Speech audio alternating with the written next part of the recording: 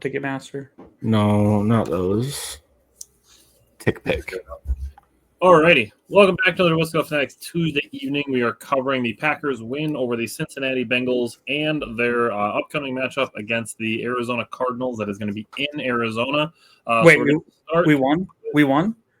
You wouldn't think so by people's reactions. There's a lot of complaining, and I did address that in my notes, so we'll get to that. I even put it in the episode description that we're going to address some of the complaining because it's nobody can just. No, you have to win by 30, otherwise it doesn't count. If you play a team that you perceive as bad and you don't win by 30 points, then yes, welcome to. But then if you win by 30, you only did that to the Bengals. Yeah. There's no winning, dude. Exactly. That's exactly it. We expected you to win by 30. All right, so we're going to hit the intro and we'll get into it. Welcome to another episode of the Wisco Fanatics Show, where we cover the Packers, Bucks, Brewers, and Badgers basketball and football teams from an optimistic and realistic perspective. Wisco Fanatics is brought to you by Cardboard Legacy, Wisconsin's most complete sports card shop. Buy, sell, grade, and consign all at their location in Oshkosh. Alrighty, so Jake's going to join us shortly. He's watching his son's last football game of the season, so he's going to be with us in a little bit. So still going to start with Simon, going to discuss the blitz versus coverage breakdown.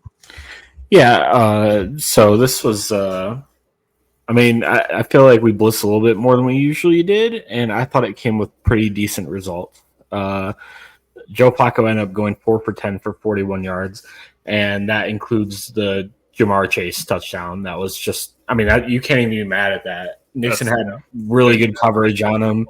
Once in a while, which is a crazy thing to suggest to. Yeah, an all-pro receiver beating a guy that's a second year corner. Yeah, who knew? But including that, and Nixon had good coverage on that play too. All he had to do was turn his head around, and he tried too. It's just Jamar Chase made an incredible play, and that's one of those you tip the cap to him and be like, "Hey, great play." That's why that guy makes $50 million a year. Yeah. And then outside of that, I thought just in general coverage stuff, I thought they just took away the big play. That's why, and I thought the Bengals adjusted really well to that in the second half because there wasn't a ton of that. And they got into their quick passing game and they took these long drives, which I'm sure we'll talk about a little bit. And they ended up scoring a couple touchdowns, and Joe Flacco played a pretty good game overall for being there for a few days. I would throw in there, I was going to hold on to this until the coaching part of it, just to really emphasize your point on taking away the big plays. The Bengals did not cross midfield in the first half. Yeah. Michael, thank you for the compliment. We appreciate it. I'm going to jump into the D-line, and I'm sure I'm going to cover some of the pass rush stuff that Jake would have brought up. But I want to start with saying I miss Devontae Wyatt. He is a difference maker on the Packers defensive line. It's not a secret. I've been talking about it since last season that the Packers defense, it relies on Devontae Wyatt. And I also spent the first 3-4 weeks of the season saying that I believe he's going to be a Pro Bowler. So I want him back as soon as possible. Obviously, I want him back healthy. I don't want to rush him back and risk re-injuring, but we need Devontae Wyatt back. And I miss Devontae Wyatt, and he is very important to the Packers defense. Now, without Devontae Wyatt, we got a lot of Rashawn Gary, Lucas Van Ness, and Micah Parsons on the field together, which I thought was interesting, with Lucas Van Ness and Micah Parsons actually lining up on the inside of the defensive line, which is very interesting. Lucas Van Ness was the one to produce the Packers' first sack in the red zone to force a 3rd and goal at the 10-yard line. He did get hurt on that play and didn't return to the game, which is unfortunate. Warren Brinson was the Packers' highest defensive rated player for getting 2 pressures in his 19 pass rush snaps. It's a 10.5% pressure rate. And then Micah Parsons was the number 2 rated Packers defensive player, despite being constantly held, something I'm sure that's going to come up during our conversations of this recap. But unfortunately, Carl Brooks, Nazir Stackhouse, and Kingsley Enagbare were the Packers' bottom 3 rated players. So there's definitely some opportunity to improve on the defensive line, despite the Packers having some really good players there. So Jake, what do you want to say on the pass rush? Yeah, I thought the pass rush was honestly, Micah Parsons was pretty consistent all day. They were chipping him, sending double teams at him. He could have absolutely wrecked this game had the refs, not covered their eyes every time that he was rushing the passer. I'm at the point where, people are going to call me whiny and say, get over it, and that's sports. But, dude, this is getting freaking ridiculous, dude. He's getting bear hugged. He's getting choke holded, 2-point takedowns. I mean, it's just getting fucking stupid, dude. A really good, I know you brought up LVN. That was a really good rep by him to absolutely just demolish. I forgot who he's going against. Was he going against, was he coming from the left tackle? The left tackle? Oh, so Orlando Brown. Yep. Really good rep for him. Getting in there, showed some really good strength, good hands. Got in there pretty quickly. So hopefully he's not hurt too bad. That will really hurt. We'll start losing a lot of depth if they start dropping like him, LVN, Wyatt. But overall, I thought they were pretty good. This defense, people are complaining about the second half defense. The defense will take a massive step forward if they start calling some of these holding calls. And it's not just on Parsons. I mean, we went through this last year with Rashawn Gary not getting some holding calls as well. So maybe if the refs start doing us some favors, like all our division rivals think that we get all the calls, maybe if they actually start doing us some favors for real, this defense could take a step forward, getting them some down and distance situations. You can't just get rid of the ball for a 5-yard out every time when you're at 3rd and 17, right? So, I mean, maybe you can. That's only if you're Kirk Cousins in the playoffs, I guess. But, who's keeping count? Cody made fun of Simon for his mustache, so he turned his camera off so he could go shave it real quick. My uncle asked if we were watching numbers. I do have it on the split screen. So, that, moving on. Bryant, how did you feel about the linebackers and the tackling? Yeah, real quick about the holding calls. I do like the fact that they let him play to a certain degree, but the egregious ones, like Matt LaFleur said, they need to be called. Like you got to call one where like he's got an arm around his shoulder, like. Yep.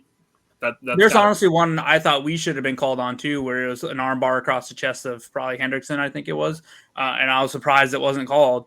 But yeah, you do want to see a few of those get called because it does happen to the greats like Micah Parsons and Hendricks and Watt and the Garretts of the world. It happens to them a lot more frequently than it does to other people. So yeah, so going on to linebackers, I thought. Immediately Cooper had much better game than he has the last few games before this. I felt like he was kind of flying around. He had a tackle for loss. Together they both, they combined, Quay and Cooper combined for 19 tackles, but they did struggle a little bit a lot in coverage. Now, granted, a lot of those little dump downs are just tacked against Cooper and Quay. The only one that was kind of like, oh, I wish Quay could have made a better play there was the touchdown to the tight end on 4th down. If Quay turns around the other way and isn't like trying to do a backhanded like block of the pass, he probably bats it down. So just like to see him get in better position there. But overall, I thought they had a great game as a whole. The team only missed 4 tackles. You can't ask for much more than that. I will say there was 2 times where I thought they had the guy stopped. And for whatever reason, they just let him push the pile. I thought that they had stopped progress, and then they let Cincinnati push the pile. In those ones, if that's going to happen, I'm not saying to dive at the guy's knees, but at that point, once you get him body, drop down to their legs and just tackle them, actually take them down. You're asking, I think, in those situations, you're asking for somebody from the secondary to come in and just torpedo into that pile. Yeah, which is unfortunate because that's how people get hurt. But, there's especially the one where they push like 6-7 yards after the fact. They're all stood up and then all of a sudden they push like 6-7 yards. I didn't understand that one. I was like, how isn't this blowing dead? Or on the 3rd down where they were stood up and then that offensive tackle comes and just plows the pile. I'm like, he was stopped. When do you blow the whistle on these? Yeah. So they're always worried about safety and health until they're not worried about safety and health, which I swear to God is like every week. It's like, oh, safety and health. We got to worry about our player safety. And then they let stuff like that. I hate the pileups, dude. They're so inconsistently called, bro. So I'm on board with you. Yeah. Yeah. And and that's going to go along with, almost like the tush push type of thing. Like, who likes watching the Eagles do 4 plays in a row, eat up 3 minutes and 30 seconds of clock time to do 4 tush pushes to get into the end zone? And including a false start and at least 1 neutral zone violation that doesn't go called. Well, So, the answer is people from Philadelphia. So if that tells you anything, yeah. Yeah, if Micah is doing his best and refs aren't helping him, it's egregious. I had this written down too. The Packers had 16 pressures and Micah Parsons had 4 of them. So despite constant holding, he still had 25% of the Packers pressures on his own. Yeah, but to wrap up linebackers, I thought, and tackling, I thought it was a really good game overall. I thought they played really well. You could definitely see Cooper was flashing off the screen a little more. You'd like to see Quay make that, pass break up in the end zone. Other than that, I thought it was a pretty solid game by those two. Yep, I agree. All right, 3rd and 4th down defense. Yeah, that's me. That's my cue. All right, so Packers held them to 6 for 15 overall, 2 for 2 on 4th down. The shitty thing is both 4th down conversions ended up being touchdowns. One of them was just an incredible catch by Jamar Chase. I mean, that guy is just filthy. You could say the same thing about George Pickens, our previous game. Every once in a while, the guy makes a catch, you're like, that guy is nasty, dude. So I did write down that Chase and Higgins are one of, if not the best wide receiver duos in the league, and they made Joe Flacco look really good, especially in the second half. They made it tough on the Packers DBs, and obviously, can't give any quarterback as much time as Joe had. He was holding on to the ball a little bit longer, but you're allowed to get away with what they were getting away with. That's going to happen. Fair. They did say his average time to throw was like 2-point-something seconds, so that was few and far between that he was holding on to it. So right, but in the second half, it felt like he had an attorney. I'm not going to lie to you. Felt like he had a lot longer in the second half.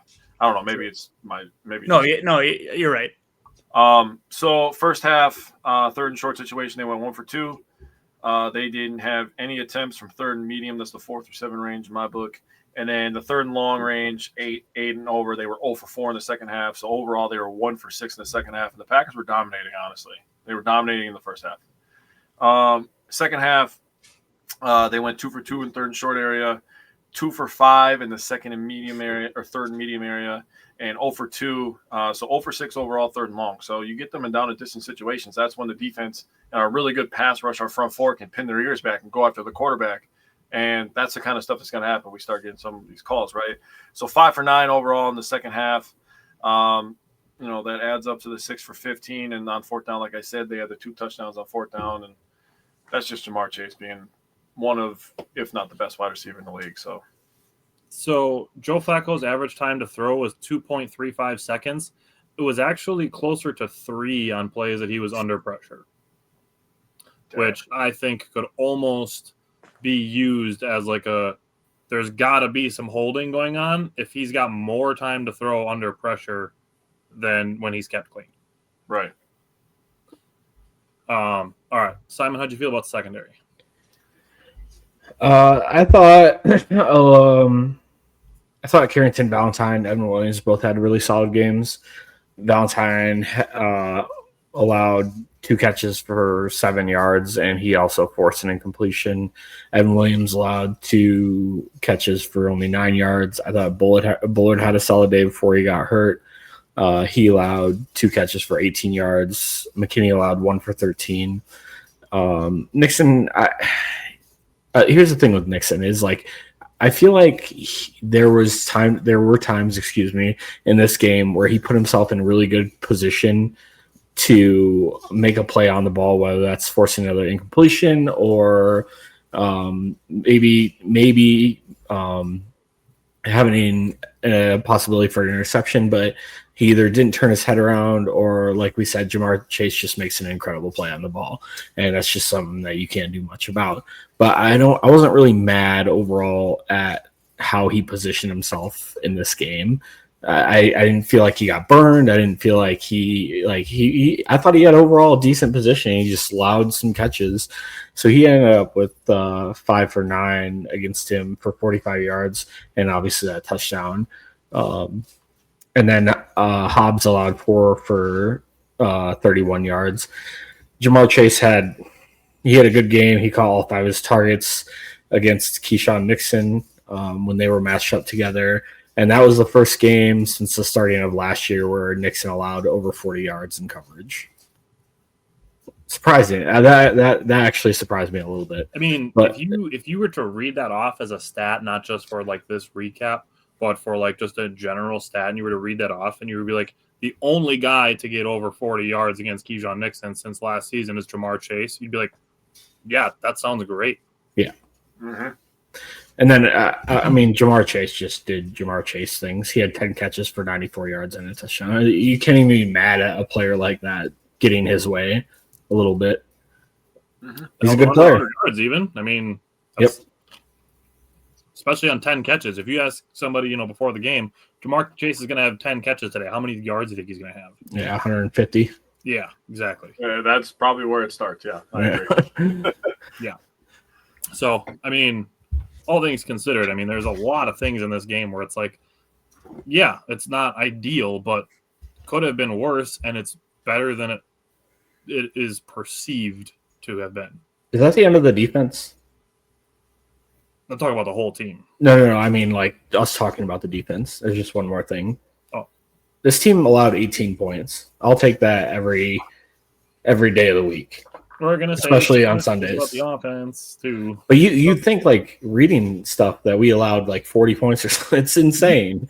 You'd think we won on a last-second field goal based on a lot of the things. The one thing that concerns me is our second half defense, and I'll give the credit to Andy Herman. I was listening this morning. Did you guys know since the Browns game when we allowed 3 straight scoring drives? So from those 3 scoring drives, the Dallas game and the Cincinnati game, we have forced one. We have forced 1 punt. The other one was a missed field goal. So that means every drive in those last 2.5 or 2 games plus a little bit against the Browns, they've scored every drive in the second half. And we got to figure out a way to stop that. Bro, I was actually talking to my dad this weekend. I was like, dude, I don't know why we don't make it. It's like the other team's allowed to make adjustments at halftime, but we're not allowed to make adjustments at halftime. That shit's starting to piss me off too. So yeah. All right, red zone defense. Yeah, so for red zone defense, I wrote down that it took them 11 plays and 2 fourth down last hurrahs to score 2 touchdowns. I mean, they gave up 2 touchdowns and 2 attempts in the red zone. So really not much to write home about. A couple good plays by the defense, couple knockdowns, 1 sack. Other than that, I mean, you can't let them score touchdowns in the red zone every time somebody gets there. Yeah, that's what it comes down to. All right. Bryant, this is probably a little bit better of a segment this week. How'd you feel about special teams? Yeah, I actually wrote I have to give Rich Bisaccia props after ripping him so much. Like, I felt like they were ready to play, and good job to him. Progress, everyone. Just so everybody watching knows this is progress. Yeah, so I mean, and Matt LaFleur gave Rich and Goody their props because they're the ones that said, hey, even though McManus went through a big workout and he said that he could kick, I said they made the decision to hold him. They obviously felt good enough about Haversack, so that means they did their research on him, which it is if it's below 45 yards, he's pretty much, a very good kicker, which most NFL kickers should be. Who was it? I was watching they missed a 26-yarder off the pole, and I was like, I've literally kicked 35-yard field goals just for fun to see how far I could kick, and I'm like, dude, in the NFL, and you're banging a pole at 26 yards. Yikes. But but Haversack, awesome, like, good for that kid to come in here, go 5 for 5, and hit a huge. We can talk about the fact that he probably shouldn't have been put in the position to hit the field goal, and I'm sure maybe we'll talk about that. I was going to talk about it. But to come in and hit that final field goal when it's possible if we miss that field goal, which we've seen in years past, we're only up 6 points, and if now they have 4 downs continuously to go down and score a touchdown to win the game, and he hits it dead down the middle like nothing. I know it was a windy day that he had the wind at his back that time, luckily, but I mean, he did an excellent job to come in and hit all his 3 extra points and his 2 40-something yard kicks. So great job on him. I thought the return team looked really good, averaging 33 yards per return, and that's from taking out from like the 1, 2, or 3. So a lot of times you're up past the 35 every time starting the drive. I think both guys did it well too. Melton and Savion both had really nice kick returns. Yep. Yeah, and I thought Dobbs was fine on punt return. We'll agree to disagree. I think that Rich did not like that Matthew Golden took a fair catch on that one, and that's probably why Dobbs was in the game as a punt returner, because when you have that much room, you got to at least try to make something happen. And maybe Golden did have it in the back of his head, like I was absolutely plastered one of my last times I took a return, so maybe it was a little. Ultimately, there was a holding call on it, but he doesn't know that that's going to happen, right? Yeah. So my defense of that fair catch wasn't based on the amount of space that he had in front of him. It was, I thought that it was close enough to the corner that it was potentially able to bounce and get closer to the goal line out of bounds. Yeah, but he fair caught it at like the 14 or 14 or 15 yard line. I want to see him return it. I don't want him to let it bounce. I want to see him return it. Is where I'm getting at. He had a lot of room, so he did. Dobbs was kind of weird, like the one he caught, and he just stood there for 2 minutes or 2 seconds. I'm like, what's he doing? And then he started running. But I mean, you'd like to see him run and then diagnose. But overall, I thought Dobbs looked fine returning punts. I don't think he'll ever break one to the house. He doesn't have that kind of speed, but if he's going to be consistent at it, fine. He did it in college. I remember bringing that up when we covered him for the draft. So, but overall, a very quiet, nice day from special teams. Couple dumb penalties, but it didn't bite us. And Hopper, you could say he shouldn't have thrown him down, but I wasn't really up. I get the call, but yeah, that was one where I'm like, they blew the whistle. He had enough time to like just stand up and not do anything afterwards. That was dumb on his part. Yeah, he needs to not hip toss him there. Other than that, yeah. On the coaching as a whole, the coaching, looking at it, the Packers, they had essentially 8 possessions. They technically had 9, but one of them was the victory formation kneel down at the end of the game. Yep. So you look at 8 possessions. They had 2 punts, 1 interception, 3 touchdowns, and 2 field goals. They had 8 possessions, and they only punted twice. And obviously, you look at the Jordan Love interception, which we'll talk about. I'll save that for when we get to Jordan Love. But, I mean, you're talking 8 possessions, and you scored on 5 of them, including 3 touchdowns. Who's not taking 27 points? You're telling me on a week where a large portion of the fan base is salty that the Packers didn't play well enough, and they scored 27? And they had limited drives because of a 10 an efficient 27 points. Yeah. And that's an off week? Yeah. You're telling me that not on our good weeks, not on our okay weeks, on our weeks where fans are like, why did we not do this good enough? When did we do that good enough? 27 points? Yeah. Take that. Bro, you're telling, that plenty tells me that if there's a game where there's some back and forth going, or the Packers force a couple 3 and outs, and they get 10, 11 possessions, and they score on 8 of them, and 5 of them are touchdowns, and you add 3 field goals to that, that's 44 points. You're talking about a game that doesn't get shortened by a 10-minute drive to start the third quarter for Cincinnati. That took up over 10 minutes of the 27 minutes and 16 seconds that they had the ball. And what do we do immediately afterwards? Again, we respond, and that drive took us all the way into the fourth quarter. We scored a touchdown on that drive in the fourth quarter. Yeah. That was my next point. The second half, Packers offense went touchdown, field goal, victory formation. Yeah. There was less than 2 full drives in the third quarter. Like, how do you just go? I thought for sure, because I said it at halftime, I was like, we should have more points than this. Then to go into the fourth quarter with still 10 points, right? Or do we have 17 at that point? 10, right? 10 points. It was 10-0 at half. Yeah. So to go into the fourth quarter with 10 points, we scored 17 points in the fourth quarter. What do you like? It's just mind-numbing to me. A long drive by Cincinnati really shortened the game, and that goes to Simon's point earlier about not giving up any big plays. There's no chunks for Cincinnati to get. Like, if you went and looked, I mean, I'm willing to bet they had fewer than 5 plays. I don't think they had a single play over 20 yards. I don't think they had a single play. No, I think there was one. Joe Flacco is credited with one big-time throw. That's probably the touchdown to Chase on that was 19 yards. Yep, that's 4th down. Yeah, one big-time throw. I mean, I think there was one play to T. Higgins where he was kind of open in the middle. His average depth of target was 5.9. Yeah, so I think we can have the conversation, though, that we might need to change up our defense a little bit, trust our really good safeties, and start playing in guys' faces so they can stop. Like, we can't, to drop it down and dump it down in front of us. I want to give our pass rushers a few more seconds, but maybe not even necessarily play in their faces. Let's take a couple chances and jump a couple routes or something. See what I mean? Like, I think we're at that point where we can maybe try something like that. I'm okay with disrupting timing and stuff like that, because I think that's what happened on that long drive is Joe Flacco just got into a rhythm, and he was just dinking and dunking, and he was feeling good.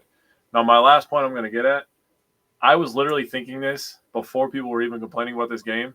I was like, if Packers fans would get their goddamn heads out of their asses and actually watch other football teams instead of just watching the Packers, they might actually appreciate how good our offense is. Did you guys watch that Jets game?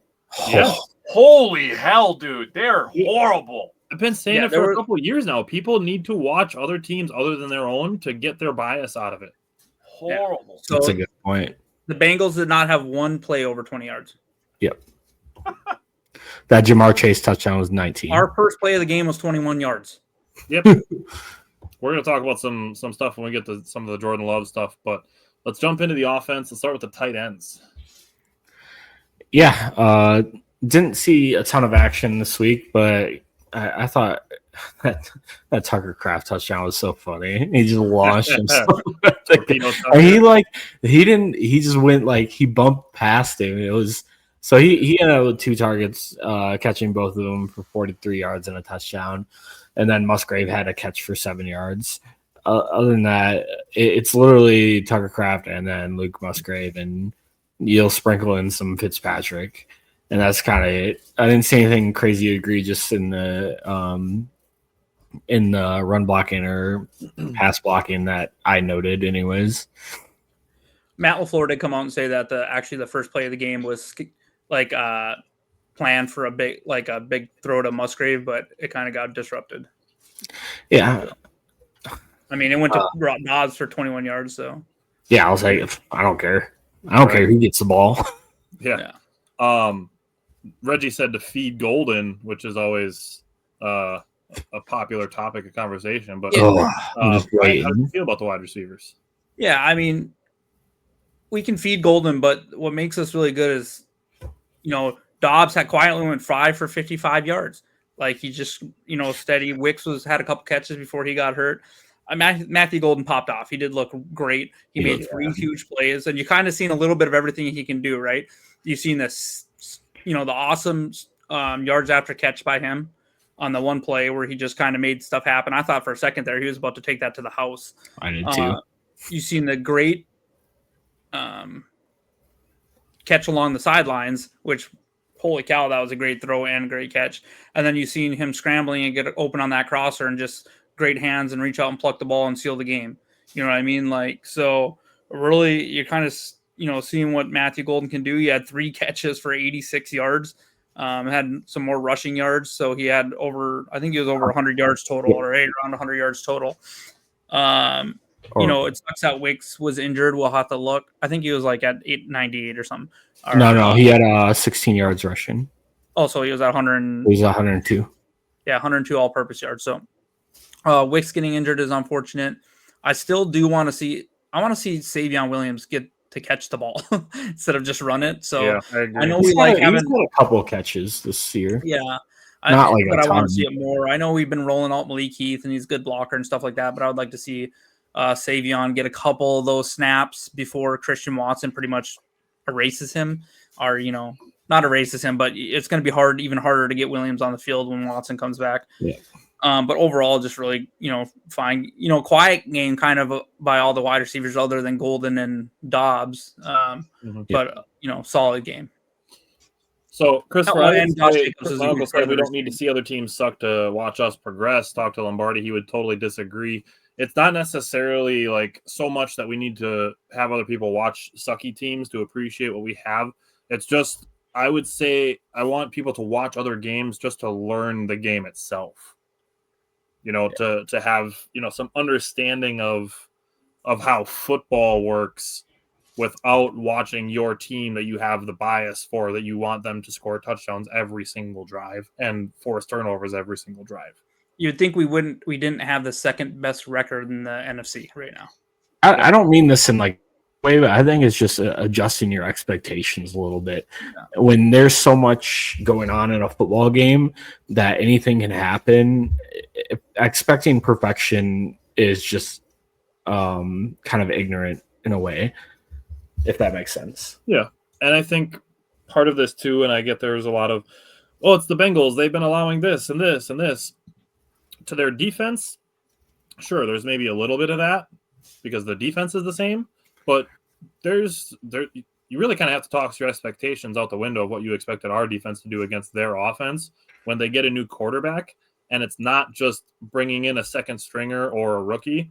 They're bringing in a very seasoned veteran. I mean, he's the second youngest starting quarterback, only to Aaron Rodgers. Oldest Is what I meant. Yeah. Rodgers pretty young. Starting quarterback only to Rodgers. By the way, Rodgers. Nobody's confusing Joe Flacco for being young. Rodgers looks good. Dude, I didn't. This game's gonna be crazy. Like I'm almost overlooking the Cardinals a little disrespectful, but like I'm just so excited to see Rodgers. You know. Yeah, me too. We'll talk about the Cardinals in just a minute. We shouldn't be overlooking them. I'll tell you that much. I have some stats. I agree. They're not that good, bro. But they're. I think they're better than people. They're a little think better they than their are. record, but they're not that. They're good. better than They're their better record. than people are gonna think they are. They are better. Yeah. All right. I said they're a So little looking better at the than their passing game record. distribution, 7 players were targeted. Romeo Doubs had 9. Jacobs and Golden both had 5. I kind of like that mix, to be honest. I would like to see Tucker Kraft more involved, but Jordan Love did only pass 26 times. Yep. So yes, you'd like to see a little bit more of those go to Tucker Kraft, but with 7 players targeted, I'm not super disappointed with it. Jordan Love was 4 for 5 on 20+ yard throws. Fuck yeah, love that. That was a 118.8 rating that he had on those throws of 20+ yards. That was his best zone out of any of the zones on the field, was the deep ball. Love it. Love that. I did see people complaining that Matt LaFleur was doing too much stuff behind the line of scrimmage. Packers only had 4 plays of passes behind the line of scrimmage. Like, yes, they ran the ball a lot, and some of the, the wide receiver screen stuff counts, but I don't think that they really did that much behind the line of scrimmage that people need to be complaining about. I think more people are just complaining about like the end arounds and stuff because sometimes it can disrupt the flow of an offense, in my opinion. So when you see a Bo Melton end around for 3 yards, you're just like, well, Jordan Love's hucking it down the field. What are we doing? And Josh Jacobs is running the ball pretty well. It just, I don't know. To me, I think it creates that image of those plays don't really necessarily work all the time. But from an opposite point of view, I'm just kind of talking. I think it can also take a defense out of its own rhythm too, because when you start doing the motions and the jet sweeps, players also have to take that into accountability too, because the Packers do have a lot of speed at the wide receiver position. And the other thing I would say about that is if you're say they talk to Jonathan Gannon before the Packers and Cardinals play this weekend, and they're like, what do the Packers do well? And he says something like, they do a good job of stretching the field horizontally and vertically. Yeah. It's going to be that kind of stuff. So you can't just pay attention to the Packers going north and south. You also have to pay attention to the east and west. And some of the sorry. Go ahead. My bad. I was going to say some of the motion stuff also helps win the run game too, because then you're also taking a guy out of the box, and Josh Jacobs goes to run the inside, like an inside zone play. You're also taking a guy that has to carry a wide receiver if they're playing in the man. And like I would say this year they'd probably complain about it, but I mean, if you look at a guy like Derrick Henry, how many times did he have like 8 carries for 22 yards in the first half of a game and then finish with 20 carries for 150 yards? Yeah. Like that stuff adds up. It matters. You have to keep defenses honest. You have to, that's all part of the game. That's some of the kind of stuff that we would suggest you learn from watching other games, other teams, before coming to watch Packer games and then just complaining like, oh, why don't they just run the play that scores a touchdown every time? So why didn't I think of that? Right? Man, why didn't LaFleur think of that? Just run the touchdown play every time. Duh. If you run the touchdown play every time, you'll score touchdowns every time.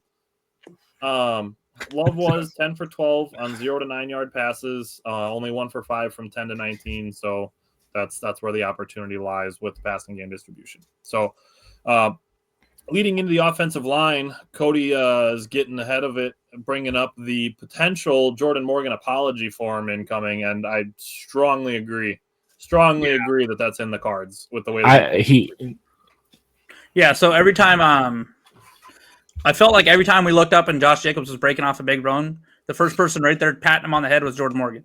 And there was a lot of room running to the right side of the line behind Tom and Morgan. I thought they looked pretty good. Morgan outsnapped Sean Ryan I think it was 46-14 at the right guard position. So he kind of grabbed onto that position. Yeah. Really, they just, as a whole, they looked quite a bit better. It did help with Hendricks going out. I will say that Rasheed Walker did look like a different player in the second half when he wasn't having to go against Hendricks.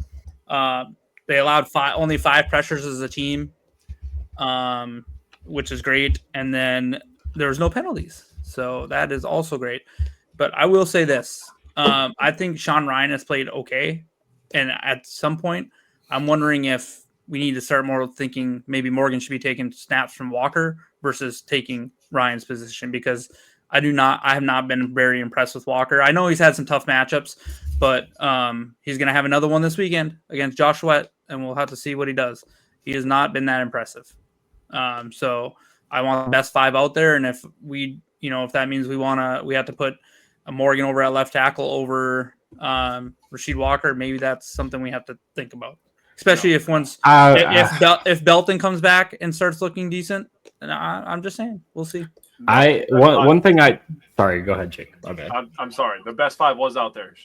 The only role that Sean Ryan should have from now on is they put his big ass back as a fullback on the goal line. He had a decent dominant. I'm serious. In his 14 snaps, he looked good. So he's terrible in pass pro. I'm sorry. Just my opinion. I was gonna say that the only reason I would be against that, because I do agree that at some point Jordan Morgan's going to be a starting wherever. I don't want to keep flip-flopping him from positions and sides of the line and stuff.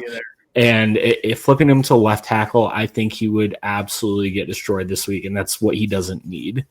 Yeah. I'd rather put someone like Walker in there who's at least had some reps. And Walker sometimes does this too, where he kind of looks like crap for a series of games, and then he locks it back down. So hopefully he can figure that out. So the other thing that I was going to say on the offensive line with Sean Ryan is I would have him taking a bunch of practice reps this week at left guard in case Aaron Banks gets banged up again. Yeah, that's also a good point. Nice, I like that. All right. How do we feel about the run game? Oh, shoot. Sorry. I was thinking about something. Sorry, Josh. I was thinking about the Jordan Morgan picture I sent. Because it was fun. We'll get there. I'll get it. You're muted. He's not muted, but his microphone cut out. Oh, Simon's fired. No, we'll never know what Simon says. Hello? There we go. Back. My bad. His mustache is muffling his sound. Yeah. I'm growing. It's coming in nice, I think. It does look good. It looks good. I saw get your white band. Yeah, I need to get out of the military and grow a full beard. So I thought the run blocking this week, especially on the interior line, looked really good, especially on that Josh Jacobs touchdown right down the middle for like 11 yards. Man, he wasn't even touched. Yeah. But Josh Jacobs, 18 for 93, 2 touchdowns. I thought this was easily his best game of the year. He also forced 5 missed tackles or 7, depending on where you looked, and averaged almost 4. I love that picture. Jordan Morgan. Look at that vert. I know. Here it is. That's why he was a first rounder. Yeah. Offensive lineman of the week. He also forced 5 missed tackles, averaged almost 4 yards after contact per attempt. Outside that, Golden had 2 attempts for 16 yards, and Love looked like this is what we wish we had last year with Jordan Love. He made some really smart runs and made some really smart decisions running the ball. So he had 7 attempts for 26 yards total. He had a few first down runs. I don't know if we'll wait till we get Jordan Love on that one. And then Brooks had 1 for 1, Williams 1 for 3, Emmanuel Wilson 3 for 11, and Melton had 1 for 3, totaling 33 attempts for 153 yards. I thought the offensive line looked. Third and fourth down. First of all, I want to piggyback real quick. My favorite part about the run game is that Josh Jacobs laughs after literally. Oh, yeah. That was hilarious. I saw it earlier today. Dude, that's hilarious. And then to find out that he had a flu-like symptoms, dude, I was like, Yeah. he's a dog, bro. He's a dog. He had 22 touchdowns in 22 games for the Packers so far. I don't know if you guys saw that. That's wild. That's a pretty good number, right? Yeah, that's pretty good. That's pretty good. Seems good. Third and fourth down, went 5 for 11, 1 for 1 on fourth down. The fourth down conversion was on the first drive of the game. This offense is still only scratching the surface. I'm so excited to see that LaFleur is finally putting his best 5 offensive linemen in the game at once. Missing some playmakers on the outside. It's really nice to negate some of that by putting your best 5 out there. The run game has been spectacular for the last 2 games. If you count the second half, really from the Cowboys game, it was really, really good. Josh Jacobs was the man in the second half, and he could help control the clock against the Bengals. So being able to run the ball like that helps put your offense in manageable third down situations, which helps everybody, helps Jordan Love, helps LaFleur as a play caller. So in the first half, third and short area, they went 0 for 2. In the third and medium area, 2 for 4. And 1 for 2 on third and longs. Both third and longs were passes to Golden. Golden looked really good on those crossers across the field, was able to show his speed and his hands. The throw that Jordan Love made to convert the second third and long in the second half was just freaking ridiculous. I don't think people realize how hard it is to be rolling to your left and then turn your body and just rip a ball on a line like that. Dude, and he was like kind of falling to the ground to kind of take away some of the contact from the hit. And you know what? This throw wasn't as good as the one I'm about to say, but it reminds you of like the throw that Aaron Rodgers made to Jared Cook along the sideline. That same kind of body movement, like turning and cranking. You know what I mean? Like the ability to do that. Yeah. Yeah. And the thing is, I don't think enough people, and like this is also why you should probably watch other quarterbacks play, is because it's hard. You got to watch their feet. So for Love to be able to roll out to his left and set his feet like that and make a throw like that is just incredible. That's where, these people who think, they're just talking heads on TV, they talk about Jordan Love. They're like, he has all the talent in the world. He could be the most talented quarterback in the NFL. It's like, that's the stuff that they see, So just 2 incredible throws. Overall, they went 3 for 8 on first downs in the first half, 2 for 3 in the second half. Second half, they were really, really good, I thought.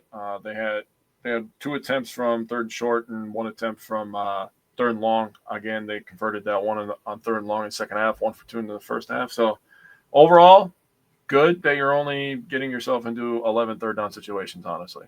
I'm not upset with that.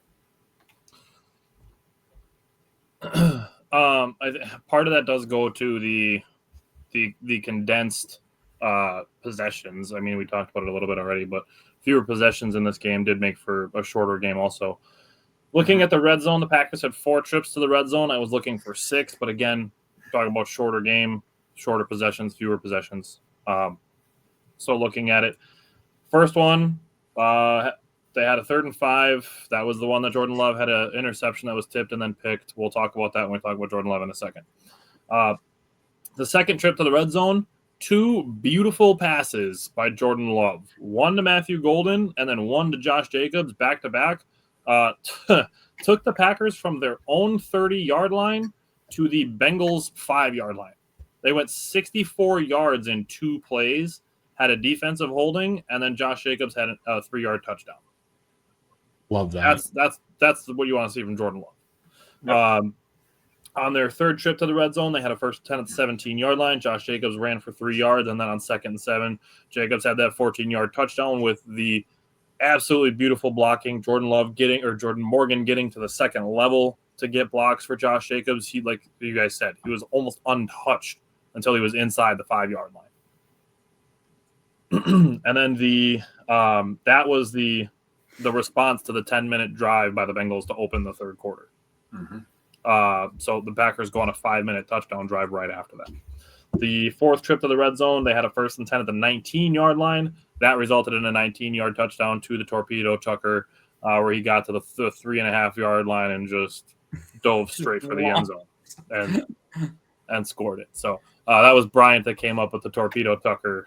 So just launched himself like a torpedo. Leave it to the military guy to make a artillery reference. But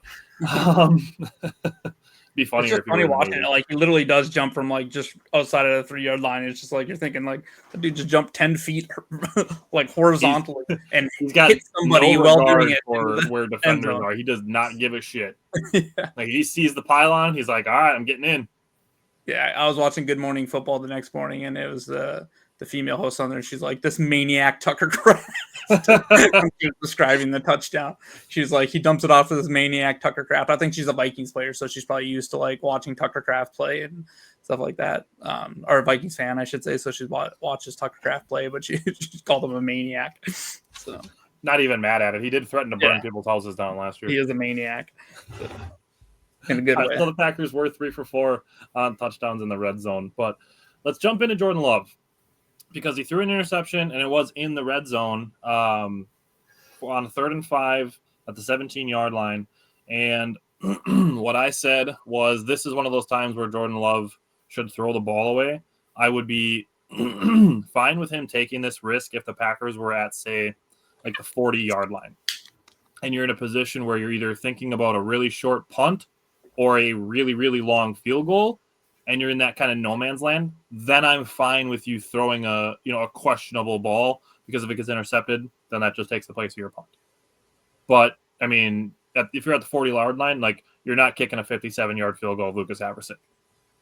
McManus, maybe if he's healthy. But not if he's banged up and playing. So that's kind of the area where I'd be like, okay, that's where you can, risk it for the biscuit and let a ball go. But you're in the red zone. That throw, that's not the place to take the risk. That's where you throw the ball away, because that did cost the Packers 3 points. If we're sitting here talking about the Packers winning 30-18, like, we're all feeling pretty good. I still think 27-18 is nothing to feel bad about, but I think that would change some of the perception in the fan base as well. So, other than that, Jordan Love was 17 for 21 when he was kept clean. He was 5 for 8 for 74 yards and a touchdown, and the other 4 completions all went for first downs when running play action. He had a 132.3 rating when running play action. Please run more play action. Also, the running is working. So, Bryant, how did you feel about Jordan Love? Yeah, I mean, I thought, he needs to throw that ball away. I'll say there's one, like, this guy pisses me off. It's Pete Doherty, or however you say his name. He just always has, like, he's like the Eeyore of the reporting room. He was like, shouldn't Jordan be past making these types of throws? Like, in his 3rd year? I'm sitting there thinking, like, you see other quarterbacks do this type of crap all the time. Josh Allen makes throws like this all the time. And guess what? When he makes... and it's an amazing throw and someone makes the catch and everyone's like, oh my God, look at the throw he made. No one else will ever make that. Jordan Love is going to take some risks. He's got that little bit of Favre in him. He's going to take some risks. Would you like to happen at the 40, like to allude to Tyler's point? 100%. You don't want to take points off the board. I said he needs to just throw that away. Yep. But there's that little bit that you want him to try to make a play. And I like his moxie and his attitude that he feels like he can make those plays. Well, like something Jake and I say all the time too is you don't fault effort. Again, there's there's a point to be made on the decision making aspect of it, but like it's still effort trying to make a play there. So I like Matt LaFleur. He kind of stuck up for him. He's like, these guys in these leagues aren't perfect. Like it was just a stupid question the way he phrased it. Like, who shouldn't he be past this? And then today about the whole 3rd down, like where he slid. Yes, would we have liked to see Jordan Love probably dive there or something? Or we seen him truck somebody earlier in the year? I don't want him to get hurt necessarily, but I felt like he probably could have got that first down if he just would have ran a little more diagonal, took a little bit of contact and got out of bounds, sure. But he was probably thinking about wanting to keep the clock moving too. That's what I was thinking, keeping the clock going. So, you want him to see him make that play or whatever. That was another thing Pete Doherty's like, wouldn't you, what's the coaching point there? Wouldn't you like to see him make that play? I'm like, if I was a reporter in this room, I'd slap him in the back of his bald head. It'd be one of those situations where you look at him like this and be like, So he's not coming on our show. We cannot. No, because I can't stand it. But overall, I thought he played really well. There's several throws a game he makes. He had those right after he overthrows Luke Musgrave, and you're like, that was a bad throw. And he comes out and says, yeah, it was just a piss poor throw. He goes, and that's immediately after he makes that throw to Golden up the sideline, and then he makes that play to freaking Josh Jacobs where he's, okay, now we're scoring a touchdown. this is why people think he's a top, he is a top 10 quarterback because he can make those plays. And the last thing, yeah, he threw an interception. Guess what? He has 2 on the season. Most of the quarterbacks that are started at least have 2. There's like 1, I think Baker Mayfield has 1. Everyone else has 2 or more, pretty much, that have played a decent amount of games. So it's not like he's throwing a huge number of interceptions. He could be Geno Smith, who's throwing 10 on the year. You know what I mean? The next Jameis Winston. So, like, this idea that he's got to be 100% perfect all the time and shouldn't try anything is getting exhausting. We're very lucky to have him as a quarterback. And Jordan Love has 7 interceptions. I mean, like, we're 5 games in, and he's got 2. Yeah. So multiply that by 3, that's 6. Give him a bonus one. If he's got 7 interceptions, who's mad? We all predicted him to have 10 or 11. God forbid he ends the season at 28 to 30 touchdowns and 7 interceptions. Horrible. Oh, no. What if he goes 30 and 10? Yeah. 3-to-1 ratio. Who? Tom Brady had less than a 3-to-1 ratio in his career. So, I mean, like, so people just need to give it up a little bit. I mean, look at just the guys in his draft class. Yeah. Tua has 7. Yeah. So Justin Herbert has 4. Trevor Lawrence has 5. Yeah. And those are just the guys in his draft class. Yeah. So Mac Jones is a backup and has 3. Jake Browning is a backup and has 8. Yeah. So Joe Flacco's played for 2 different teams and has 6. Yeah. So people just need to stop with the lofty expectations because he's doing, other than Aaron Rodgers won a Super Bowl in his 3rd year or whatever. Other than doing that, he's on pace of what what Aaron Rodgers did for our team. I'm not saying he's going to be Aaron Rodgers, but I'm just saying give the guy a break. Yeah, he's fine. And even beyond that, like, you look at some of the advanced metrics, he's arguably a top 5 quarterback. Yeah. Like, I'm not going to go that far, but he's for sure a top 10 quarterback. Yeah. And I would say you could probably comfortably put him top 8. Yeah. So, but yeah, very good game. Sorry, I kind of got off on a tangent What there. did you have to say about Jordan Love? When people think he should be perfect. But yeah. You're muted again. I'm not sure what's going on. All right, Jake, while Simon figures out his mic, what did you think about Jordan Love? Geez, Simon doesn't want to talk at all, apparently. we're just going to have to run the rest of the show without him. So I thought that Jordan Love was great. I thought that there was I wish I would have wrote down, because he kind of gave a look after LaFleur was kind of running a lot of horizontal stuff, like, kind of consecutively. I thought the offense looked a little like it was running in the mud for a sec. And then he had a nice pass to Tucker Kraft over the middle, and that kind of jump-started the offense again. He kind of gave a look to LaFleur like, dude, let me sling this thing, dude. Like, the first couple of weeks of the season when I was averaging, almost 11 yards an attempt, like, that's when this offense was humming. Like, we finally, it kind of feels like we turned the corner a little bit with the run game. So now I would still like to push the ball down the field a little bit. So, once we were able to do that, Jordan Love was just letting it rip. He had a couple of really nice throws to Matthew Golden. That timing's finally coming up. I mean, we're going to get a 6'5" Gazelle coming back here pretty soon. So get him running up the sideline will be really nice. He's also a very, very underrated run blocker in the wide receiver room as well. So I think Jordan Love's numbers are only going to get better. I mean, look at how good he's doing right now. People forget Toyotathon's coming up, people. Jordan Love Toyotathon is coming up. So we still got the MVP version of this guy coming up later in the season, and he's already dominating right now. So honestly, all jokes aside, I think Jordan Love's playing really, really good football right now. Maybe that's just me, but Simon, what do you want to say about Jordan Love? So just real quick on the turnovers too. As Jordan Love's middle of the pack in turnover worthy play percentage, so it's not like he's absolutely killing us every week making horrible decisions and stuff. That was weird.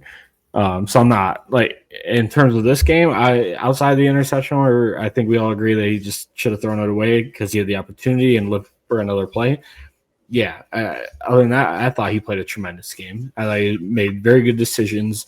And also, one thing about this year, the receivers are catching the ball. We have one of the I can't, don't quote me on this. I think he's 20. We're 22nd in the league, in a good way in drop percentage. Yep. So pretty good. And then just in general, Jordan Love has been so good on third down this year. I don't know if you guys saw that graphic or read an article about it or whatever. Love on third down this year, 14 completions of 15 yards, most in the NFL, 89.5 PFF passing grade, second in the league, 9.4 yards per attempt, second in the league, 51.5% conversion percentage on third down, best in the league. Like, this offense is playing so well, and you can attribute a lot of that to Jordan Love. There's one more thing I had about Jordan Love this game. I don't know. Oh, yeah. Jordan Love completed all 9 of his quick passes, which are throws under 2.5 seconds for 85 yards and a touchdown. Like, Matt LaFleur game planned this so well for what the Bengals rolled out. They played a lot of too high this week. That means you run the ball and you make quick passes. And, yeah, the A-dot might not look the best, but I don't give a crap. Sorry, almost super bad. I don't care. It works. Jordan Love made some good decisions after that interception, and that led to the offense having a really, really good day. Yeah. All righty. So one more thing. We're gonna move about the interceptions real quick. So I just looked it up. So I counted them. There's 29 quarterbacks in the NFL that have just as many or more interceptions as Jordan Love. So there's 2 starters that have one, and that's Baker Mayfield, and Jaden Daniels has one, but he's been injured. Lamar Jackson has one, and he's been injured. So Baker Mayfield also has more in the game last night. So there's that. Yeah. Baker Mayfield also has been getting lucky this year. I think he leads the league in turnover worthy plays, or close to.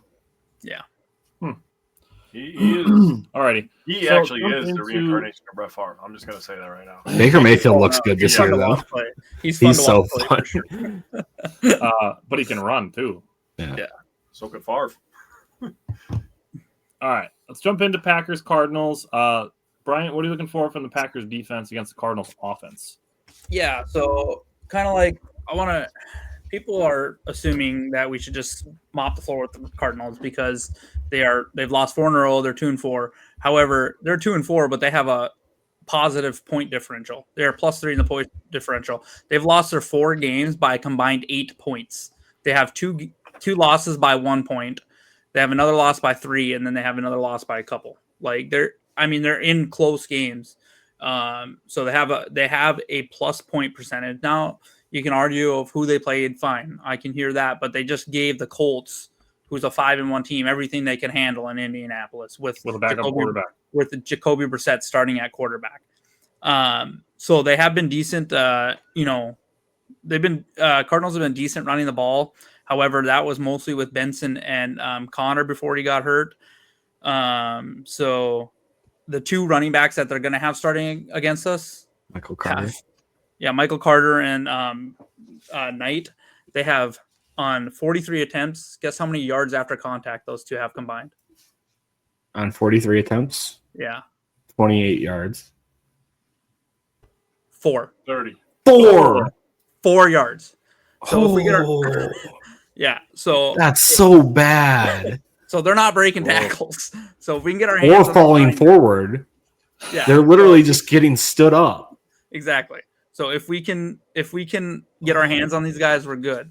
You know what I mean? So linebackers need to be ready to hit these guys in the hole. They're not going to break. They're not going to be doing what we've seen the Bengals do. So I'll say they are bottom 10 in throwing the ball in the league. So and they're top 5 in sacks allowed. So hopefully we can get to the quarterback a little bit.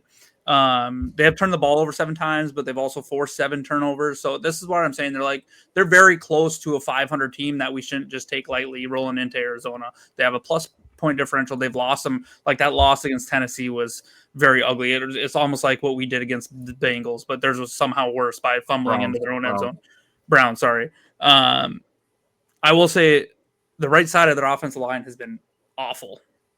So they have Will Hernandez over as right guard, and his pass blocking grade on the year is 4. I saw that too. Bro. Is that a real number? Yes, it is. It's right between 3 and 5. Yeah. Oh, man, I must have skipped that one in first grade or something. So that Michigan education. Yeah, dude, it's not great. Great. So their left tackle, Paris Johnson, who we all liked coming out of the draft, he's been very good. But him in the center have been the only bright spots that sent on their offensive line. So I think, Gary and Parsons might be fighting who gets to line up over the right tackle. So, I'm hoping we can get some pressure, get some sacks. They're probably going to try to throw the ball quickly, but they have given up 18 sacks. So this is one of the, top half of the teams getting sacked in the league. And lastly, for our linebackers, it's going to really depend on if Murray plays or if Brissett plays, because Brissett will still run the ball, but not nearly as much as Murray. So Murray's status is still up in the air. So that's one thing we'll have to keep an eye on. So, but overall, their defense, they've only, you can throw the ball on them and on their cornerbacks, but they've only given up like 7 touchdowns and have 4 interceptions. So their secondary has given up some yards passing, but they've kind of locked down when it mattered. So this team isn't a bad team. So don't be surprised if we're in for another dogfight. As far as the defensive line is concerned, you're talking about Gary and Parsons fighting who gets to line up over the right tackle. I liked seeing Lucas Van Ness, Micah Parsons, and Rashawn Gary essentially used interchangeably. I think it creates a lot of stress and potential confusion for opposing offensive lines, which I'm a big fan of. If you're confusing opponent offensive lines, that's not good for the opposing quarterback. The Cardinals had Jacoby Brissett throw the ball, I think, 44 times last week, which is insane work. But, I mean, there's opportunity for the Packers pass rushers to mix it up, to all get a crack at it, and create some confusion, oh shit, where's Micah Parsons, looking back and forth kind of thing, which is part of why we traded for him. That said, I need more from Carl Brooks, from Colby Wooden, those two especially. Nazir Stackhouse, Warren Brinson, and Barron Sorrell are rookies, so I'll give them some time before I assign expectations to those 3. But I need more from Carl Brooks and Colby Wooden. So, Simon, what are you looking for from the Packers defense? I think there's some excitement to be had. I know their offense is still very manageable with what they have. Like Kyler Murray, who knows? Like Brian said, he's up in the air. Marvin Harrison might not play this week because he has a concussion. Trey Benson and Connors are both out. What's his name? DeMarcado doesn't like touchdowns, I guess. Like, I don't know what happened. I don't understand why that's still happening, bro. I don't know. I don't get it. I can't fathom how it happens the week after it just. Yeah, because it was what's his name from the Colts, right? And they ended up losing that game basically because of that. Yeah. That should be a once a season kind of thing. Like once you see it happen, you're like, ooh, it's not going to be me. I better not drop the ball early. Yeah. The fact that it happened 2 weeks in a row is bananas. Yeah. So I think if we just contain the run game, force them into some 3rd and longs, let the pass rushers pin the ears back, and work that right side of the offensive line, I think this defense can honestly feast on what they have. Trey McBride's really the only other worry. He's a good route runner, great pass catcher. Like I think he's going to end up with like 10 plus targets this week. Oh yeah, especially against 40 times again. Yeah. Good point. I did write down that Trey McBride would be a problem. So I'm wondering if we're going to see a little bit more safety help on him and stuff like that. So he's the only offensive weapon I'm really concerned about. Yeah. Marvin Harrison has had it again. I'll leave that to Bryant when we get to the injury section. Jake, what are you looking for from the Packers defense? Yeah, so Arizona offense, 22nd in yards per game, 24th in pass yards per game, 17th in rush yards per game, 20th in points per game. They suck. Packers defense, 5th in yards per game, 11th in pass yards per game, 1st in rush yards per game, 10th in points per game. Why aren't we winning 30-0 every week? I think we're going to be all right. You guys covered all of it. I'm not going to regurgitate everything you said. Stop the run. I wrote down as well, Trey McBride's really the only guy. Going against Dallas, Dak Prescott, he is one of the top 5 quarterbacks in the league as of right now, in my opinion. He's absolutely balling. And then, so that's the problem with the Cowboys. He could pick apart any zone defense. You look at the Bengals. You don't know how the Bengals are going to use Joe Flacco. They have the best wide receiver duo in the NFL. What the hell the Cardinals have? They don't have either of those things. Greg Dortch. We're going to be all right. And Michael Wilson. Yeah. Guy with 2 first names. All right. Bryant, what are you looking for from special teams? Yeah, I mean, same thing, right? So they actually, their kicker's been decent. He's missed a couple kicks, but Ryland is actually a young kicker. He's a pretty good kicker. I will say they've struggled on returns. They haven't looked that good on returns, so hopefully we can pin them back a little bit, and hopefully, our return, Savion Williams, I think, has been really good on the kick return. So hopefully he can continue that. And then if, obviously we just have to wait and see if it's going to be Haverslick or if it's going to be a McManus. So the Packers did cut their international path player program. I don't know if that means they're keeping Haverslick on the practice squad. I know that's different, like what they, different spots or whatever. Exactly. But we'll see what happens there. I imagine Haverslick is probably going to be sticking around at least for this week as we get through with McManus. But really just if we can make our kicks again, everything 45 and in for sure, that way you don't want to miss and give them good field position. I think if we can just play another quiet, solid game, we'll be all right. Yeah. On the coaching part of it, I would just, like I said, we talked about it already. Just coaching up Love on the mistake when it comes to where he threw the interception, not the throw itself, or the choice to take a risk itself, but just where it happened, and just be like, hey, we're in the red zone. That's 3 points. That's really the big thing that I'm looking for from week to week. And again, we talked about it at length. If Jordan Love's on pace to throw 6 to 7 interceptions, so there's no worry that this is like a big problem. Like he's making horrible decisions. Like not at all worried about that. All right, let's jump into the offense. Looking on the offensive side of the ball, as far as passing game distribution goes, I'm very, very much hoping that Christian Watson is a go this week. It's obviously something that Brian's going to talk about when we get into the injury section. But if Christian Watson is back, buckle up. I cannot wait to have him on the field because Malik Heath played 28 snaps last week and didn't do anything. That's about 25 more snaps than I want to see Malik Heath on the field for. He had 0 targets. He ran 15 routes, and he was a below average run blocker when he was in. So I'm sincerely hoping that Christian Watson is back to take all of Malik Heath's work away. Other than that, as far as the passing game distribution goes, I'd like to see anyone unlock that 10 to 19 yard area, that intermediate area. I don't care if it's a wide receiver. I don't care if it's a tight end, but somebody getting in that intermediate area and kind of unlocking that space, because I think that's one of those areas that can help the Packers take their offense to the next level, especially when it gets to those 3rd and medium situations, those 3rd and 5 to 7 downs. Other than that, with the red zone, I wanted 5 for 6 last week. The game got shortened. There were fewer possessions. The Packers were 3 for 4, so not super far off. That's 75% compared to 83%. The Packers did also kick a field goal in the 4th quarter. That was 4th and 2 at the 21-yard line. So 2 yards away from having a 5th red zone trip. So I'm going to say I'm looking for 5 red zone trips this week. Packers are currently getting 71.4% touchdowns in the red zone, which is great. And Arizona is currently allowing 57.1%. So if Packers get 5 trips and they get 3 touchdowns and 2 field goals, that would be good. And if they get 4 touchdowns and a field goal, that would be great. So, Jake, what are you looking for from the Packers offense? So I wrote down the rankings for offense and defense too, because I got so interested after reading the other side of the ball. So Packers offense ranks 9th in total yards. You'd never know by reading Facebook comment sections, just saying.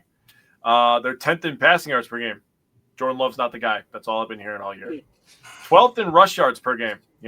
They just can't run the ball, dude. They just struggle to run the ball. They really struggle. And 8th in points per game. I mean, I really don't understand what people are looking at this point, honestly. Arizona, 24th in yards per game. 28th in pass yards per game. 13th in rush yards. They're actually pretty decent in that one. I'll give them some respect on that one. I will say about rush yards, they are one of the worst teams in yards after carry. or yards after contact. My fault. And they're 14th in points per game. They only allow 21. So their defense is kind of a bend don't break kind of deal.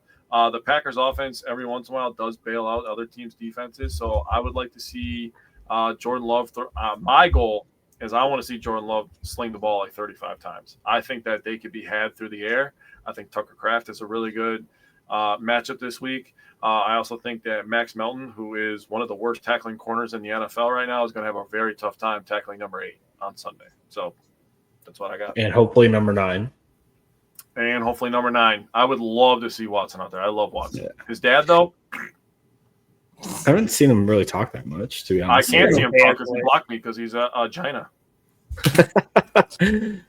So you're saying they're really bad after yards after contact? They're against bad. One of the best running backs in the league in yards after contact? And Tucker Kraft is pretty good after contact. And the best tight end in yards after contact? Yep, that's good for us. But our offense sucks. Love that. Loving that. Brian, what are you looking for from the Packers offense? Yeah, sorry, and I mixed some of their the Cardinals defense and stuff when I was talking our defense. But yeah, so they will give up some yards to the air, but they've been pretty good. 7 touchdowns, 4 interceptions. They're top 10 in passer rating allowed. They've actually have a better passer, defensive passer rating allowed against quarterback than we do. Top 15 in points per game. So that, they haven't been scored on like crazy, but now they've played the Saints, Tennessee, some teams that aren't world beaters as well. And they've only have 11 sacks this year or so, and 8 of them have come from Josh Sweat or Calais Campbell, who I don't know if that guy's ever going to quit, but so we'll need to slow those 2 down, and if we can get our 5, keep some consistency, have those same 5 guys out there, I think we'll have a better chance of doing that. So just kind of slow down Josh Sweat. This is just another week where we're running into a pass rusher that can wreck the game. So we have another one next week, a guy named TJ Watt. So it's becoming a theme. So we just need to slow him down, Josh Sweat down, and I think we'll be all right. So I just really want to see them get the run game going again. Cardinals have been like middle of the pack on, rushing against them. So you can run against them. So get the run game going and work that play action again. And, just be careful. And, Will Johnson will be playing. He played last week. He's been a very good rookie. However, he's pretty much been their only good cornerback. So, yeah. Simon, what are you looking for from the Packers offense? Love Will Johnson. For the offense, just like Bryant said, Calais Campbell's just an ageless wonder. He's such a good player, and I think he's 40 years old, if I'm not mistaken. I would love Green Bay to trade for him if he became available. I've been thinking that for like 3 years, bro. He'd be such a nice depth piece this year. Oh, he'll be he's starter. He's 39. He'll be 40 next year. I can't. It's been a long time since I feel like we've seen like a 40-year-old like defender. Yeah. But he's been stellar for them this year. So hopefully some good interior offensive line play again. And then I want us to lean on the run game this week. And I think this is going to be another short passing game. Cardinals have been pretty good in downfield passing, on the 5th lowest passer rating in the NFL in downfield throws. So I'm looking at a lot of like Golden and Dobbs underneath route, get some yak. Get some balls to Tucker Kraft. I hope we see more than 2 targets this week for him. Again, get him going and get him the ball, and he can crush a dude. Maybe can yeet himself at them again for a touchdown. All right, Brian, what injury designations are we watching for? Yeah, it's like a CVS receipt again. Obviously, it's only Tuesday, so we haven't seen anything. So there'll be a lot to watch for. There's some that we might not even know of, but Zach Tom sounds like he's pretty sore after the game, but maybe not a setback. So hopefully that means that, nothing got worse and he'll just at least stand pat or slightly improve. I felt like we kind of seen that last year with Jordan's knee. So hopefully, and that he continued to play, but it just slowly got better because he's still like, hurting it on Sundays and it's re-healing to play again. So hopefully he plays too. Yeah, Banks, we'll just have to keep on, see, make sure nothing got worse with him. They've both finished the game, so that's a good sign. Wicks hurt his ankle, so we'll have to wait to hear about that. LVN hurt his foot. Matt LaFleur said he avoided anything catastrophic, but we'll have to see. So I have a feeling he's going to go under the Wyatt bucket where it's week to week. We'll see what happens. But then again, Matt LaFleur is very, tongue in cheek about talking anything about injuries. So Devontae Wyatt, we'll see if he can do anything this week. Christian Watson, I will say if Christian Watson plays, I feel like he's going to be it'll definitely be like 15 snap count, 10, 15 snap count, but that'd be great. I do think the fact that Arizona has natural grass versus turf does give it the opportunity. If this was turf, I would say there's 100% chance he's not playing. I would feel comfortable saying that now, but with it being real grass, it's possible that he'll play. And then we'll have to keep an eye on Belton and Glover. Glover was coming back last, off IR. And then we'll have to see if, Lloyd or Colin Oliver practice at all. Like I said, it's a long list for the Packers. And then for the Cardinals, we'll have to see if Kyler Murray, what happens with him. Marvin Harrison left the game with a concussion. I will say he looked mad that they were taking him out of the game, so I have a feeling he'll probably clear protocol and play. And then the last one for us would be McManus. Just kind of keep on what's going on with that. So, Jake, what's the weather going to be like? They're in a dome. All right. Simon, give me your X Factor. Wait, don't they have a roof, don't they? Or like a retractable? That's kind of how a dome works. Yeah. I would say Well, they can open it up. It could be an outside game. Dude, they're in Arizona, bro. I was like, dude, they're gonna have the roof closed. It's been peeing rain down here. I got our slot corner in the matchup versus McBride. I think containing him is going to be a huge help to the defense because I don't know where else they're going to go, to be honest. Brian, who's your X Factor? Yeah, I had the matchup of X Factor of Golden versus Max Melton, both two very fast guys coming out of the draft. So Max Melton has not been good tackling, and Golden's faster than him. So I'm hoping we can see Golden take one over the top and be gone. Jake, who's your X Factor? My X Factor is Mr. Giggles himself, Josh Jacobs. According to PFF, the Cardinals have 29 missed tackles so far this year, and last year they were ranked dead last in yards after contact. This year they're not much better. They average giving up 3.6 yards per carry after contact, bro. Oh boy. So when you said that stat before, Brian, I was going to saying like, holy shit, bro. Yeah. Hey. So I picked a guy on the injury report, and my X Factor is Christian Watson. And it's got a lot to do with Malik Heath being below average run blocking and wasn't targeted on the 15 routes that he ran. If Christian Watson can play 30 snaps, that's more than enough for him to make an impact more than Malik Heath did last week. If Dontavian Wicks is out this week, multiply that times 5 if Wicks is limited or out too. How important Christian Watson becomes to me for the Packers offense.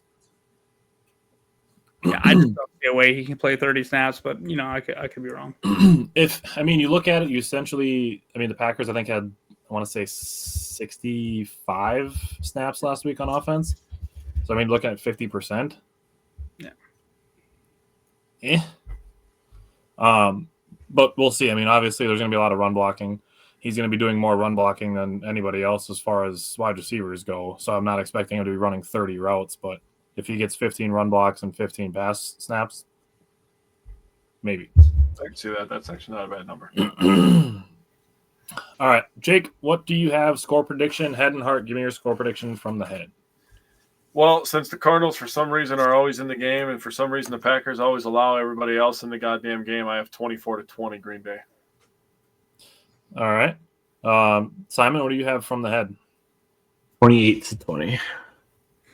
All right. 28-20. All right. I have 27-22. Ooh. This is going to be another one of those games where the Packers will win and people will complain that they didn't win by enough because they perceive the Cardinals as bad. If you win any road game in the NFL, that's a W. I don't care what anyone says. I don't care if we win by 1 point tomorrow, Sunday, I'll be happy. Yeah. The spread is only 6.5, and that's because they don't even know if Murray is going to play. So we're not even a touchdown favorite. Well, Battlefield was just released, so I'm not sure he'll play. Yeah. Nice. All right, Jake, score prediction from the head. What the score should be, Heart. 34-17. All right. Simon from the heart. I have a 31-10. Ooh. I think this game could easily flip and get out of control. I agree. Interesting. Bryant from the I heart. put 30-17. Hey, me too. So All right, Bryant, how many bold predictions do you have this week for Simon Says? just 3. Just 3. Okay. All right, rip your first one. Yeah, I put Matthew Golden follows up his game with 100 yards and a touchdown this week. Yeah. I have a Matthew Golden one while we're talking about it. Matthew Golden touchdown over 50 yards. Like he catches a touchdown. His touchdown will be an over 50-yard touchdown. Well, that would help towards Brian's bold prediction. So Yes. I mean, and I would say, like I said, Jordan Love was 4 for 5 on deep balls last week. Like, Yep. I'm in. I'm in too. Jake, you got one for offense? Yeah, Josh Jacobs, 4 touchdowns. Holy Damn. I almost put Josh seen Jacobs Aaron Jones 3 do it, bro. touchdowns. We've seen Aaron Jones. That's all I'm saying. That'd be wild. I mean, I could see it happening. Yeah. Beat him inside the 5-yard line. W. Yeah. Let me pull it down to 3 and give one to Jordan Love. Both of my Simon Says this week involve the number 25. So for Jordan Love, it's 25 rushing yards and a touchdown. The Cardinals are 6th in quarterback rushing yards allowed at 11.3, so they're pretty decent against it. But so were the Bengals. They didn't allow very many rushing yards to the quarterback either. I think this is one of those games where Jordan Love can maybe get a couple scrambles. So Jordan Love, 25 rushing yards and a touchdown. Yeah, I like it. Little side note, the Packers are number 1 in quarterback opponent rushing yards at 3.6. All right. Bryant, give us your second one. Yeah, I put that Gary and Parsons get back on the stat sheet this week and get a sack each. Nothing crazy, but we just haven't been sacking. So just 1 sack each. Yeah, I like it. Gary was close. He had 2 quarterback hits last week. And then Micah Parsons has just been a game wrecker. I think if Brissett, especially if Brissett plays, he holds the ball a little bit longer, and I think he's susceptible to sacks. I agree.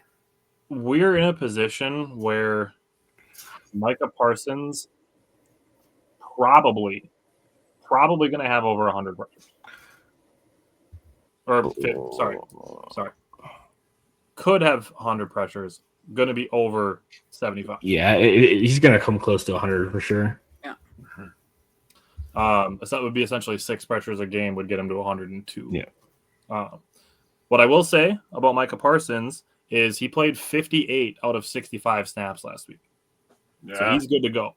So, and I hope Lucas Van Ness is good to go because this is going to play into mine with those guys all rotating. If all 3 of them are healthy, full go, which it appears that they are. If Lucas Van Ness is mine for the Packers defense is the Packers get 25 pressures as a team. Had 22 last week. Yeah, I could see that. Especially if the Cardinals fall in a hole early and they end up having to pass like 40 sometimes. I think it's very possible. Mm-hmm. Yeah. And the running game is just not the same without Connors or Benson. No. Jake, you got one for defense? Yeah. No, I did this with Kyler Murray out in mind because I don't think he's going to play. 4 sacks, 2 forced fumbles, 1 fumble recovery, and 1 interception. All right, hold on. You said 4 sacks, right? 4 sacks, 2 forced fumbles. They recover one of the forced fumbles, so they have a fumble recovery, and they have an interception. Yeah, I like it a lot. I have my bold prediction is Packers force 3 turnovers. Hey, see, we're on the same page here. Would love to get just a couple. Yeah, one would even be nice. Yeah, that's the only thing this defense doesn't do is it doesn't force turnovers, but they literally shut everything down. So because people don't throw at McKinney anymore. Yeah, and it's hard to force turnovers when they're throwing the ball 3 to 5 yards, and that's. I know.